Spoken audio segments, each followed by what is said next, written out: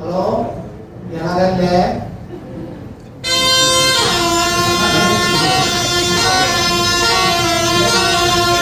കൈയ്യട് തപ്പി നോക്കണ്ടോ? ആരെ തപ്പി നോക്കിയാള്? സാർ തപ്പുമ്പോ മുട്ട ഉണ്ടായിരുന്നില്ലേ? മര്യാദക്ക് രണ്ടാളും മുട്ട വാങ്ങി കൈവശം സാറ് ഗവൺമെന്റിലുണ്ടോ? ഒന്നുമില്ലല്ലോ. എന്തെങ്കിലും കണ്ടാ എന്നോട് പറയാം. എന്നുവെച്ചാൽ പാത്തിങ്ങനെ സ്കൂളിൽ കേട്ടില്ല.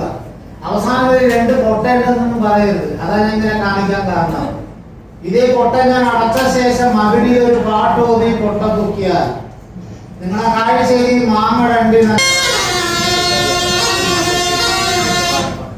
1 2 3 പൊട്ട അടയ്ക്കാൻ പോവാണ്.